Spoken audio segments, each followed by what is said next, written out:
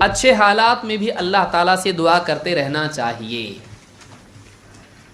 بعض لوگوں کا حال کیا ہوتا ہے، صرف مصیبت آئی تو اللہ یاد آتا، مصیبت گئی تو پھر موج مستی میں لگ جاتے ہیں۔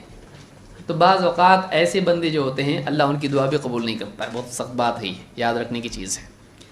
اللہ کے نبی صلی اللہ علیہ وسلم فرماتے ہیں من سرہ ان یستجیب اللہ لہ، جس آدمی کو یہ بات پسند ہو کہ اللہ تعالیٰ اس کی دعا قبول کریں، عند الشدائد والکرب، مصیبت میں اور سختیوں میں اور تکلیف میں، سختی کے حالات میں اور تکلیف کے حالات میں اللہ تعالیٰ اس کی دعا کو قبول کریں، اگر وہ پسند کرتا ہے، وہ چاہتا ہے، فَلْيُكْثِرِ الدُّعَاءَ فِي الرَّخَاءِ، اس کو چاہیے کہ کشادگی اور خوشحالی کے حالات میں بھی اللہ سے دعا خوب کرتا رہے۔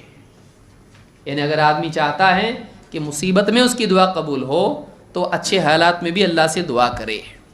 اگر اچھے حالات میں دعا نہیں کرے گا ممکن ہے اللہ تعالیٰ مصیبت میں دعا قبول نہ کرے۔ کسی مصیبت میں یاد کرتا ہے اور اچھے حالات میں بھول جاتا ہے، نہیں، ہر حال میں اللہ تعالیٰ سے انسان کو دعا کرتے رہنا چاہیے۔ اس حدیث کو امام ترمذی اور حاکم نے روایت کی اور یہ حدیث حسن درجے کی ہے، سیل جامع صغیر میں یہ موجود ہے۔ تو یہ دعا کی قبولیت کے لیے شرط ہے۔ ایک اور چیز ہے جو آپ کے نوٹس میں نہیں ہے، اس کو آپ چاہے تو لکھ لیں، امر بالمعروف اور نہی عن المنکر کا اہتمام، بھلائی کی تاکید کرنا، برائی سے لوگوں کو روکنا، گھر والے باہر سب۔ اگر یہ آدمی چھوڑ دے اس سے بھی دعا قبول نہیں ہوتی ہے۔ آج ماحول ہمارا کیسا ہو گیا ہے، تم بھی خوش ہم بھی خوش چاہے رب ناراض، ہے نا؟ کون بولے اس کو، بول دیں گے الٹے ہاتھ سے مت کھاؤ تو برا لگے گا، ناراض ہوگا، تعلقات میں بگاڑ آئے گا، چاہے دین بگڑے چاہے اللہ ناراض ہو، بندہ ناراض نہیں ہونا چاہیے۔ یہ جو خوشامدی مزاج ہے یہ نقصان ہے۔ آدمی کو چاہیے کہ نصیحت کرے، اور نصیحت جس کو کی جا رہی ہے، جس کی غلطی ہے، اس کو چاہیے کہ نصیحت مانے۔ بعض اوقات آدمی کو بہت غصہ آتا ہے، اس کو کوئی نصیحت کرتا ہے، الٹے ہاتھ سے کھا رہا ہے، بائیں ہاتھ سے کھا رہا ہے، کوئی بول دیا سیدھے ہاتھ سے کھائیے، ہاں معلوم ہے ہم کو، تو معلوم ہے تو اور بیوقوف ہے، میں تو سمجھ رہا تھا معلوم نہیں، اس لیے بتایا، اب تو سزا ملنا چاہیے، ہے کہ نہیں؟ کئی لوگ ہیں نصیحت کرنے پر اڑ جاتے ہیں۔ مسلمان ایسا نہیں ہوتا ہے، مومن ایسا نہیں ہوتا ہے۔ مومن کو جب نصیحت کی جاتی ہے وہ مان لیتا ہے، اور نصیحت ماننے سے آدمی چھوٹا نہیں ہوتا ہے، عزت بڑھتی ہے۔ عزت گھٹتی کب ہے؟ جب آدمی نصیحت نہیں مانتا ہے، کیونکہ یہ بد اخلاقی ہے، یہ بے اصولی ہے، آدمی کے کردار کی کمزوری اور خرابی ہے کہ آدمی نصیحت نہیں مانے۔ بڑا آدمی ہو چھوٹا آدمی ہو، کوئی نصیحت کرے مان لینا چاہیے، کیا مسئلہ ہے؟ صحیح بات ماننے سے آدمی غلط ثابت ہوتا، صحیح بات نہیں ماننے سے آدمی غلط ثابت ہوتا ہے۔ تو نصیحت کو کبھی بھی عزت کے ساتھ نہیں جوڑنا چاہیے کہ عزت کم ہو جائے گی ماننے سے، الٹا بڑھتی ہے اس سے۔ لیکن شیطان عقل پہ پردہ ڈال دیتا ہے، اس کو لگتا ہے تو نے مانا نا کبھی صحیح بات، چھوٹا ہو جائے گا، یہ بڑا ہو جائے گا جس نصیحت کر رہا ہے تجھ کو، تو آدمی اس سے کمپٹیشن کرتا ہے، اس کو جیتنے نہیں دیتا ہے۔ ہاں معلوم ہے ہم کو، ایسا نہیں ایسا ہے، کبھی کبھی تو صحیح کو غلط اور غلط کو صحیح کر دیتا ہے، کبھی نہیں کرنا چاہیے ایسا۔ تو ہمارے ہاں پر امر بالمعروف اور نہی عن المنکر متروک ہے۔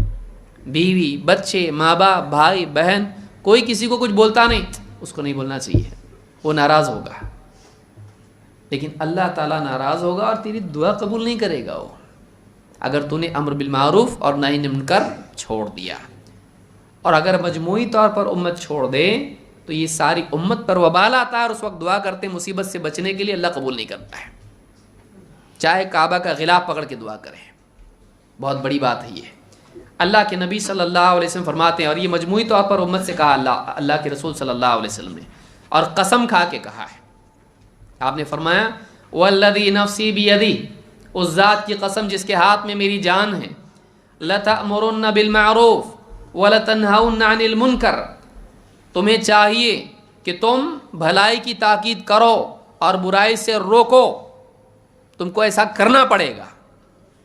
لتأمرن بالمعروف ولتنہون عن المنکر او لیوشکن اللہ ان یبعث علیکم عقابا منہ ثم تدعونه فلا يستجاب لكم، ورنہ بہت قریب ہے کہ اللہ تعالیٰ اپنی طرف سے تم پر عذاب بھیجے اور پھر تم اللہ سے دعا کرو، اللہ تمہاری دعا بھی قبول نہیں کرے گا۔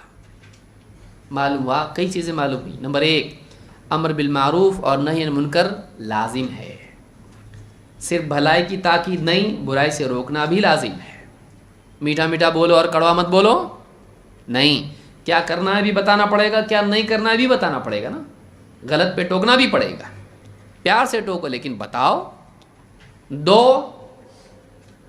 اگر ایسا نہیں کریں گے تو اللہ کا عذاب آئے گا۔ کوئی چیز واجب نہ ہو اور اللہ کا عذاب آئے، ایسا نہیں ہو سکتا ہے۔ عذاب کب آتا ہے؟ جب فریضے کو ضائع کیا جاتا ہے۔ تو معلوم ہے کہ یہ لازم ہے، اس لیے اگر نہیں کرو گے ایسا اللہ کا عذاب آئے گا۔ عذاب جب آئے گا تم عذاب کو ہٹانے کے لیے اللہ سے دعا کرو گے، لیکن اللہ وہ دعا قبول نہیں کرے گا۔ تو امت جب مجموعی طور پر امر بالمعروف اور نہی عن المنکر چھوڑ دیتی ہے تو مجموعی طور پر عذاب آتا ہے۔ اب اس سب مل کے بھی دعا کی تو اللہ ہٹاتا نہیں ہے۔ سوچنے کی چیز ہے، کتنے عذابات امت پر، کتنی مصیبتیں آتی ہیں۔ کہیں نہ کہیں ہم غور کریں، کہیں یہ بھی ایک وجہ اس میں نہیں ہے؟ اس کی سازش، اس کی سازش، اس کی سازش، تیری نااہلی، تیری کوتاہی امر بالمعروف اور نہی عن المنکر میں نہیں ہے؟ آج دیکھیے معاشرے کے اندر کوئی کسی کو بولنے کو تیار نہیں ہے۔ رشتہ داریوں میں آپ دیکھیے، شادیوں میں آپ دیکھو، جنازوں میں آپ دیکھو، گھریلو معاملات میں آپ دیکھو، پردے کے معاملات آپ دیکھو، گانے بجانے اور کتنی ساری خرافات سماج کے اندر ہیں، سب چپ، کوئی کسی کو بولنے کے لیے تیار نہیں، کسی کی نصیحت، کسی کی اصلاح کی کوئی کوشش نہیں ہے۔ بھائی کسی کو چھیڑو مت، اپنا چل رہے نا دین پہ چلتے رہو، اس کو بولو مت، کیوں؟ ناراض ہوگا۔ اس کی ناراضگی کی اتنی فکر ہے، اللہ کی ناراضگی کی فکر نہیں ہے، پھر عذاب اللہ کا نہیں آئے گا تو کیا ہوگا؟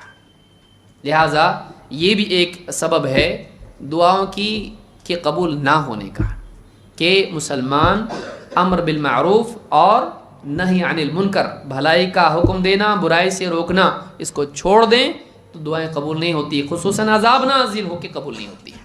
عذاب بھی آتا ہے اور دعا قبول نہیں ہوتی ہے، تو یہ بھی ایک بہت سخت بات ہے۔ اس حدیث کو امام احمد اور ترمذی نے روایت کیا ہے اور صحیح الجامع الصغیر میں حدیث موجود ہے۔